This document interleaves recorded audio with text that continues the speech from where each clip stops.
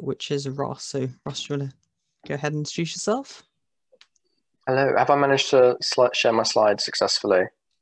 It's showing black for me at the minute. Okay, just try to update it. Let me just reshare the screen. So I'm operating across two screens. As soon as I opened PowerPoint, it just decides it wants to flip everything. Yeah, that's on there now. Wonderful, thank you. So hello, and thank you for inviting me today. I'm sorry I haven't joined in with the GatherTown. Unfortunately, my Chrome just won't launch on my work laptop today, so I haven't able to join you there. And I'll say apologies to Fiona, our first speaker today, because I have clearly had the same inspiration for my slide theme. So great minds do think alike. So my name is Ross Strong. I currently work over at BCU as the Stonewall Project Manager. I'll explain a bit more about this in a bit. But from 2011 to 2015, I was studying physics MSci at University of Birmingham. It's fair to say that I've taken a pretty unusual route for a would-be physicist. And I'm hoping that sharing some of my journey with you today helps anyone who is studying a STEM subject to sort of see a proof of concept, that there are many different directions you can go in from where you are at the moment. And although I guess this has only really all happened over the space of a few years for me, it feels like I've been on quite the journey. And I hope I have some lessons that are worth sharing. So you don't regret inviting me to talk. And I wanted to start by asking you to think about this question. And perhaps, how often have you asked yourself some variation of this in the past? How often do you still ask yourself it?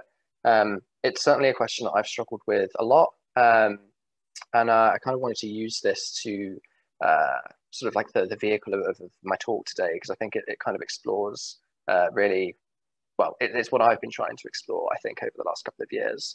And how I've made some of my decisions since, particularly in terms of the work that I do.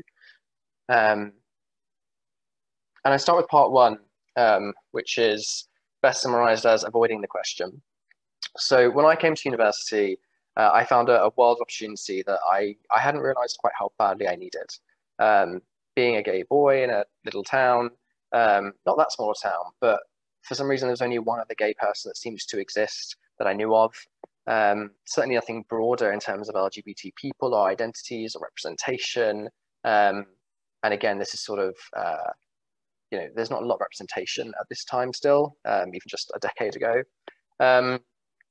So I got really, really involved with LGBTQ Association in particular at UAB, and also the Guild Musical Theatre Group.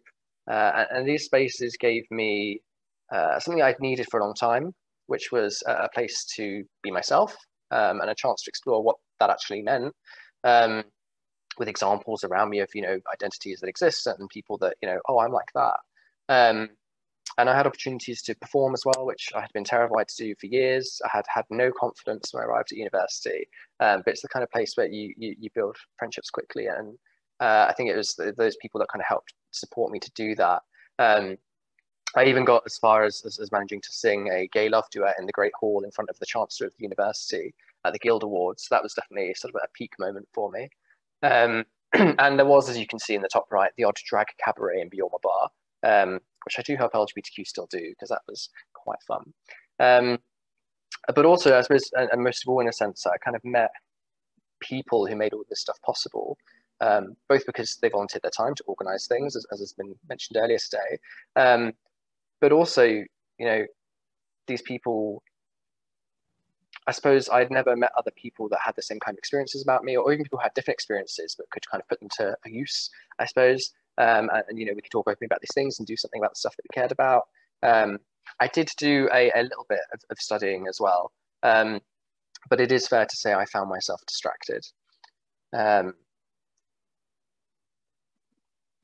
And so in year one, I suppose I summarize it sort of, I made it. I found a world where I could explore who I am, my identity, what I want to do. It is strange to think about it now, but I chose UOB because the physics department had the broadest range of research that interested me. I had just assumed I would be doing a PhD. I'd become an astrophysicist and travel the stars, or whatever an astrophysicist did. And in year one, I was just happy to have made it to a world that was more than one queer person. I was still too scared to do anything in first year, really, in terms of musical theatre and so on. But I found a social group, and even found my first boyfriend. in year two, I certainly did get the confidence to start doing things, and I finally found myself able to say yes to opportunities. And when you're at university, opportunities present themselves. You have to actively say no, not to end up being involved in random things, especially if you live in a guild like I did. But getting to a point where I was rehearsing for 3 different musicals simultaneously wasn't the wisest choice. Anyone who's done guild drama knows that that's how things end up being sometimes. And at the end of my second year, I did fail a module by a couple of marks and had to resit in the summer. It seemed kind of normal. A lot of people say, everyone does a resit. I hadn't found electromagnetism to be the most exciting thing in the world. It was interesting, but I started to struggle a bit with the maths at that stage. It wasn't quite like A level anymore. And also going into then third year, I wanted to take those lessons forward and say, stop doing too much, which I think is, it's always the order of things. You have to learn, you only learn by doing it wrong. So I was going to try and knuckle down in third year. Unfortunately, in the first week of third year, my first long-term relationship ended, and I took that pretty badly. And I stopped getting out of bed. I stopped going to lectures for months, really. And I suppose I didn't really have the language at the time to really, talk about what was going on. Certainly not to get any support with it. I'd already been elected chair of the LGBTQ Association for the coming year, for third year. And I just felt, I felt that there was something important I needed to do. And certainly, to be honest, it was the thing that got me out of bed. And so I put my energy into that. The result being that at the end of third year, I failed 3 exams. I was called in for a meeting with the welfare tutor and told that if I carried on into the master's year, which I'd already been, I'd applied to do from the start, the pass mark would be higher. And if I performed the same way, I would have failed all but 1 exam based on that pass mark. So I was, it was strongly suggested that I take a BSc instead and leave at that point. I refused. To be fair, I was clear that's what I was here to do, even if I had been doing other things all the time. And I recognized that I might need some support to continue. I did at that point, but there wasn't anything that was forthcoming. And that meeting was, okay, well, you can stay if you choose, but it probably isn't going to go well. And that was it. That was the end of the conversation. So for my 4th year, oh, my clicker's not working. I characterized it as a sort of, is it too late to fix things? And I stepped back from LGBTQ. I wasn't involved in the committee. I'd already made that decision. I knew I needed to do less in year 4. I was determined to salvage my degree. Sadly, in the first week of that year, I lost a friend to suicide at the university. And again, that term just disappeared a little bit. I started to get things together a bit. And to be honest, by the end of the year, I picked things up. My grades improved. I did narrowly manage to graduate. And I didn't actually share this photo for about 2 years. There's very few photos of my graduation. I didn't get any of the proper professional ones. It was kind of incidental to me. I'd passed, but that was it. I did get a 2-2. I was one of only 2 people in my entire cohort who got a 2-2. And it wasn't something I was particularly proud of at the time. It is something I've learned to be proud of since. And this all kind of led me into kind of, I guess, the direction that things have taken. And I would say at this point was very much an unintended direction. It just kind of happened. Now, I should stress that, the support that was available and the university, 5 years ago was very different than it is now. Even when you recognize that you might need support, you had to call counselling every day at 9 a.m. Hoping to try and get an appointment. That was the access route. There was no trained drop-in support on campus. We had academic welfare tutors, many of whom hadn't asked for the role. But there were ones who were genuinely trying to do their best, but they had no training to help them do that. And of course, I didn't know any of this until I was hunting for information to help a friend because he was in a similar situation to me. And I found that the challenges that many of my friends are facing were quite common and surprisingly common, actually, when people started to talk about it. And this particularly trying to help my friends far more than trying to help myself, gave me a drive I hadn't found before. And I felt that something needed to be done around mental health generally, around the support that was available and the situations people were finding themselves in. So I ran for welfare officer at the Guild, as you do. And in my election campaign, I was taking a sort of a whiteboard around campus, asking people about what they thought needed to change, their experiences, and it was much the same stuff. I was surprised to find. And from this point, it's fair to say, I found a mission. I didn't feel I could not do something. I had no particular graduate ambitions at that stage as well. So, the opportunity of getting elected into a role and having a job at the end of the year, that was certainly a feature. But really, it was this is the thing I need to do. Now, there's no easy way to summarize being an officer. The best way is perhaps just to say it's challenging in the absolute best and worst ways at times. I was elected twice. I was the welfare officer for 2 years at the Guild. Within my first few months, somehow I had an Oscar-nominated director premiering a film about sexual assault. Managed to get someone senior at the university to attend that, and that kickstarted the work around sexual harassment and sexual violence reporting and support on campus. I introduced condoms and other contraceptives on campus, which just astounded me that we didn't already have that, because I thought that's what student unions do. I revamped information and support that was available. I found amazing people who wanted to do the same things but didn't know how, and figured out how to work with them. And in particular, I suppose I found that I had a role where I would be the only person, the only student that would get to sit in a room with senior people at the university and be able to bring things up. And if I didn't do that, it wasn't going to get brought up. And I could use that to do things. I could use it to work with the states to deal with gender neutral toilets and get those implemented on campus, to give the university confidence about how to go about these things that students are asking for, but that no one really knew how to do. I met a goat on campus as well. Student union life is equal parts fun as hard work. I even got to go to the top of Old Joe, which you can't really beat. And by the end of my 2 years, I did get the commitment for professional trained wellbeing officers for every student, something which I had thought would be impossible. And I guess in summary, I kind of learned I could make a difference. If I cared about something, I could do something about it. I could make it so people who went through the same things as me and my friends would have a better chance of coming out the other side, hopefully with better outcomes. But that's a difficult place to be at the end of that, because where do you go from there? And I guess that the question in my mind at the time was, could I really expect that kind of freedom and impact with a real job? Student union life is quite a bubble, and maybe I just developed delusions of grandeur, and I couldn't really do those sorts of things. I'd applied to a grad scheme at a bank, which I didn't pass the online test for, because that's what you do. I interviewed at a mental health charity, didn't get the role. But luckily for me, the professional wellbeing officer roles were being introduced around campus and recruited that summer. And I just decided it made a lot of sense for me to professionalize in a role which in many ways I'd already been doing, because we didn't have the support on campus. Students were sent to my door in the Guild because no one knew anywhere else to send them. And I had figured out how to provide support. And so I thought, let's try and do that properly. And it's time to kind of prove my salt. If I've been moaning about this stuff that isn't there, I'll do it. And that led me into the job that I had, the first proper job, I suppose, for a year and a half, which was working in an MDS in the medical school with these incredible people. And I guess I learned what it's like from the other side, and how it can be just as challenging for staff as it is for students at university. And I don't think I never certainly appreciated that. And I guess it gave me a chance just to settle into a normal job and recover a bit from officer life, which, I recognized straight afterwards. I was clearly burnt out probably most of the first, well, certainly most of my second year. But I just couldn't stop because I felt I had limited time to make an impact.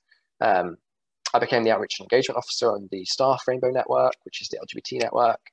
So I found ways to kind of still engage with his interests. And I did find ways to use my creativity to solve problems and do things I cared about. But, although I was supporting students, I felt like I was having an impact. I was, in certain cases, I think, making a difference because it was me that was doing the role.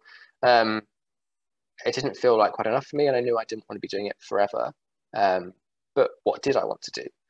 And this job was the first time that I had a job that didn't have an end date. I could stay there forever, or I could leave tomorrow, but I would have to actually make the decision to change and do something actively. And this is part 3, and this is my attempt at finding these answers and my attempt so far. And this is kind of what I wanted to share. This is a picture I took of a quite a, it was, I went to see the Green Heart campus, which if you haven't seen it, I started my university life. There was a massive library there, which there is no longer there. So yeah, there was a sunset, and as I was leaving work one day, and I took this picture. It was my last week, and it kind of just like captured things for me slightly. So after 8 years, I decided, I'd spent my whole adult life on this campus, and I thought it was time to move on. And again, I suppose that I thought that I needed to find a bigger world again if I was going to find out what I wanted to do in it. Just coming to university had done for me. And that leads into the role that I do now. So, I mean, I've only managed to go a few miles down the road, but I have left the university.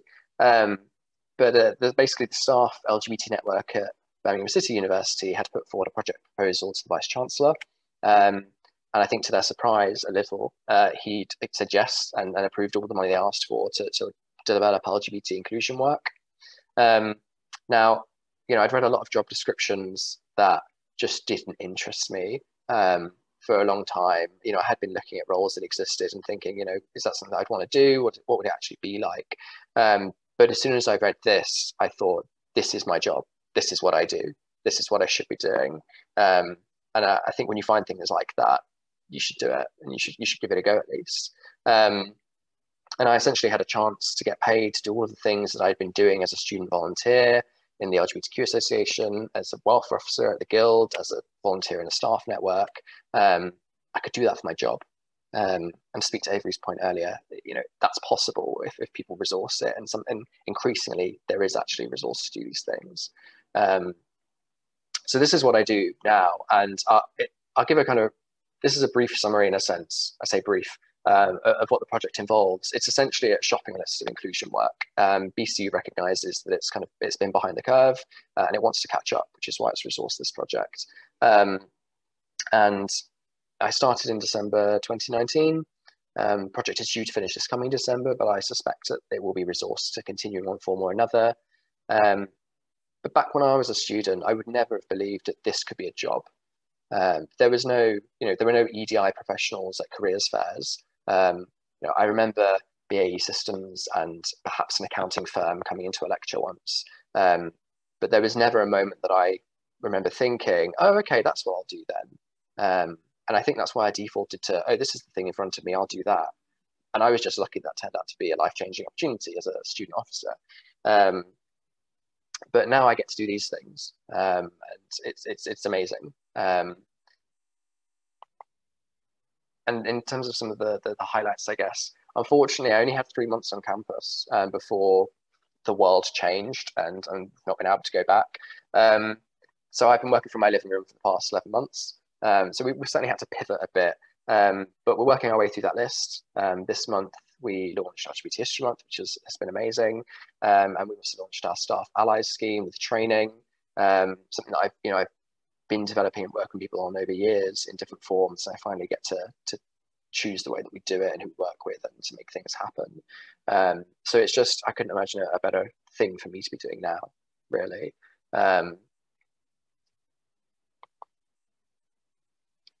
So I guess to come back to this question and really, how far have I got in answering it?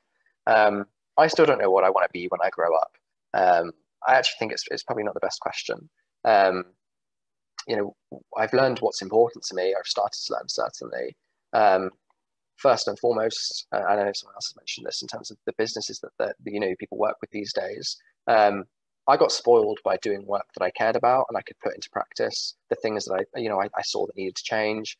I don't think I could go back now. I've been spoiled by that. So I need to do work that aligns with the things I care about and the things that I value and my values. Being an officer at the Guild, I think the elections are running at the moment. So if there's any candidates here, do it. Being an officer gave me the belief that I could genuinely make a difference. I'd never had that proof of concept before, certainly not on a scale. And also, I've come to understand that the experiences I had allowed me to do that job well. I don't regret the challenges of growing up gay, of finally having my adolescence at university, and making all of the associated mistakes at probably the wrong time because I was trying to do a degree. But I hadn't had a chance to do that before. And so that that was a necessary process. And because of all the total of those experiences, that's what led me to where I am now and the work that I do. And I can use that to help others. So I wouldn't take it back. Although I might have said something different at the time, but in retrospect. And finally, I think that the trend I've noticed in the decisions that I have made and the work that I've done, the thing that I found, when I didn't want to get out of bed in the morning, what got me out of bed, it's the things that when I saw something needed doing, but I didn't see it getting done, I wouldn't believe that other people were going to do it, or that it was going to happen, or that those changes would be made, or that, whatever it might be. For some reason, and I don't really know why, I have to do it. That is a thing that I have that I need to do. It gets me out of bed in the morning. And I guess to finish, and I think I'm coming in on time, 1 minute over. I don't know. I don't know what I'll be doing 6 months from now. Well, I know what I'll be doing 9 months from now. After that, we'll see. But I think the question we should be asking is what's important to us. It's how do we build that into our working lives? I've been very fortunate that I found ways to do it, and there are more ways out there, I'm sure, that I'm not aware of. There are certainly times when I got far too hung up on figuring out what is the end point of what I'm trying to do or what I'm working towards, what I'm studying for.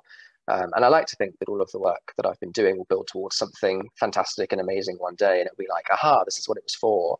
But for now, I've got these things that guide me, and that's enough. And I guess in my closing point really is, as long as I'm on a positive trajectory, I know that I'm heading in the right direction, and I'm happy with that. And I'll finish there. Brilliant. Thank you very much. You've managed to start quite a nostalgic chatter going on. I can see there's lots of notifications. I didn't want to get distracted. But yeah, we've also got a few questions for you. Brilliant. So the first one, which I can also relate to, though, if you are one of the people I asked for a PhD, please ignore me asking this for myself as well. But do you have any advice for anyone wanting to leave STEM to do something similar to what you've done? I think it's if they don't already now talk about these sorts of things at careers fairs, and I think increasingly they probably will be, but maybe not STEM specific careers fairs, fair enough, because it won't cater to a lot of people. Find people who work in these areas and find out how they work in them, because I don't think there's yet enough people working in EDI that you'll just happen to come across them. I mean, UOB, if you're at UOB, and many universities thankfully have EDI departments nowadays. Those were coming into existence when I was a student. So there's probably people locally already that you can reach out to. And because this is sort of, values-driven work, the kind of people that if you reach out to find out more, they'll be very happy to tell you. Equally to me, and I'll put my email address on that slide. But yeah, I think find the people that are doing the kind of work you might be interested in, and just get exposed to it, because I didn't know that I would love it until I saw it or I started doing it. Thank you. So the next one is, what has been your proudest achievement with your EDI work? Oh, goodness. Big question there. I know. Well, okay. I think probably when I was still at the university, I think as a sabbatical officer, I wanted to make sure EDI work was built into the guild in the university. It is astonishing to me how much it is now. In so many ways, a lot of that is down to groups like OSTEM, which were only really forming when I was sort of in my later student days. It's amazing to see where things have come since. Yeah, I think, some of it would have happened without me, but I think I accelerated the process of bringing people together, making sure that, we had committees and reporting structures, and we're doing things at the guild. And the trans inclusion work that came out of that, which was so necessary, particularly around getting gender neutral toilets on campus. If I hadn't have found the right people in the States and told them this is how it works without you getting worried that someone's going to sue you or whatever, it was just connecting those conversations up. And then suddenly it was like, oh, okay, we can just do that when someone asks. So it was that stuff, which seems little, but I know that it had a big impact on people. So the next one is, how does the environment change for LGBT students? So it says studying within physics to working with med school, but I guess a more broad, the different disciplines, how does it kind of differ across STEM? Again, I don't have experience of too many universities, as I know colleagues and others and I've now worked in too. I think there's far more difference between universities, and I think within, say, departments from the same university a lot of the time. It would be really easy to say, STEM's the worst or something. And there were times when, that did seem the way, certainly in terms of the early LGBT inclusion work and the inclusive curriculum work. It's really hard to convince people within STEM why curriculum need to be LGBT inclusive, because they think, maths isn't gay. I don't have examples of literature to give you here. But it's about a way of doing things. And I think you'll notice whether or not a department has taken that on board. But it varies as much by university as by department, I think. There's a lot of good work out there, though, and increasingly so. It's at least good to hear. It's kind of following on for this. That says, I found there's a lot of elitism of the idea if you're doing insert STEM subject that needs to be your entire focus at uni, within physics, especially in my experience. How do you think we can combat that, encourage more STEM students to get involved with things like you did, encourage the people who want to get involved? It's a very good question. It will be genuinely hard. When I ran to be a sabbatical officer, I was doing my final year project at the same time. And it was virtually impossible. And, because final year projects for a physicist means you've got to be in labs all day doing the work. For other people, it was an essay, and they could get a deferral for that essay because they're running for election. I couldn't. So the fact that I wasn't out on campus every day because I was in a lab during the time I could be, there was a campaign against me simply for the fact that I wasn't out there campaigning on campus. And there was a Ron campaign because I was the only candidate for the role. So it's not easy because there are some genuine differences. The workload is different, the hours are different. There's a reason no medics tend to have a run for sabbatical officer roles as well. But I think people within, say, the Students' Union are always extremely keen to find a way to help you to do things. But if you want to do it all, I do genuinely think you will have to work slightly harder than other people would have to. And that's why, if it's something you care about, hopefully that drives you to do it. But it is going to be hard. What I would say is learn from my mistakes and make that decision early and plan. I did not. I was very much like, I'm just going to do this today. And then campaigning started and I was like, I should probably paint some signs, I guess, because I didn't know what I was doing. But I could have asked people who did know or had that experience, and I could have prepared weeks in advance. And then I could have just sat in my labs or my signs are on campus or whatever else. There'd be a limit, but planning is key when you're going to be under pressure. Okay, thank you. So the next one is, do you know if there's any work opportunities in your sector for people who aren't at Birmingham Uni? Do you know where they can find these jobs and stuff? I suppose not in terms of a sector-wide thing. I think EDI is sort of almost like a sector is kind of emerging, but it does look different in different areas. So EDI within universities is different to what is commonly called D&I within corporate organizations and so on. If you're looking at it in terms of a business perspective and corporations and big businesses, it's probably going to be much more within HR departments and linked to a career in HR. I think in sectors where it's more emerging, like in higher education, you can kind of find a way in if you've got the experience. So, and some of the people mentioned earlier today that, you're on EDI committees within the university. That kind of stuff was what gave me the experience to do a job. The fact that I had done that in my free time, the fact that I'd run a student society, there was nothing. I know there's sort of an elitism around what's professional, whatever. The only difference is that I now get to put it on my job title. I'm basically doing the same stuff. Obviously, I have to frame it slightly differently and use more appropriate language in meetings. But honestly, if it's stuff you're interested in, you can do it through volunteering. You can find other ways to engage with it. And that will lead you to people who work in the sectors that you work with in charities and other organizations. That's how I learned about what was available.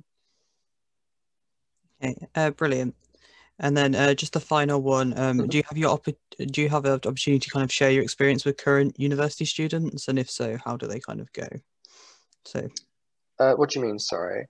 I think the person can correct me if it's wrong, but I think it's about, do you have much opportunity to tell current students about this kind of career path?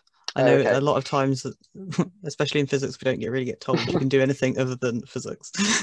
Yes, and that's why I was very glad to have the invite to come today, because I thought if someone had told me this 5 years ago, that would have been life-changing. I mean, I don't really go on tours doing this. This is the first time I had to articulate some of these things, and I hope it wasn't too self-indulgent. I have been asked actually by one of the departments in BCU. They're doing a careers fair in about a week or two, and they said, "Could you come and talk about EDI stuff?" And I thought, yes, I'll do that. But I don't think it's normal practice at the moment. But I think it should become normal practice. I think we should diversify the careers fairs we have, because people go into all sorts of things. And universities, I know University of Birmingham has just been named like the top graduate recruiter or whatever in the country, so they'll probably be quite happy where they're at. But the small number of people who aren't getting jobs or aren't finding jobs or finding the work that they find fulfilling or dropping out or whatever, it's because they're not finding things that are relevant to them. So you do have to cater to the minority as well, so that you can go from like 95% graduate employment to 98% or whatever it is. And I think we need to highlight those things are important as well. Okay, brilliant, thank you. There's definitely some demand that you should go on tour on this talk, so that's nice. Thank you. There's also a message from Helen to say that she misses you, which is nice. Helen Coy. Oh, I miss you too, Helen. But with that, thank you very much for coming to share your experience and all the other speakers spoken today. And we'll now be heading to lunch. I would really encourage you in this kind of time to check out the Gather Town. We have a little networking room so you can kind of eat your lunch and meet some new people. Yeah, and then I'll see you here for this afternoon, everyone. Thank you for joining.